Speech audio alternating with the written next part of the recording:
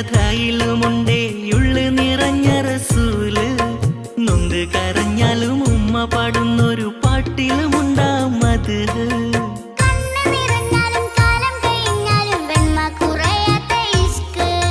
മനസ്സിലും മഹിയിലും നബി നിറയുമ്പോൾ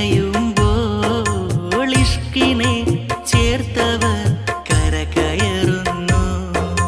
നടന്നു നടന്നു മുത്തിന്റെ ചാരെ മാനം കൊടുക്കുന്നു. ഹിതം പറയുന്നു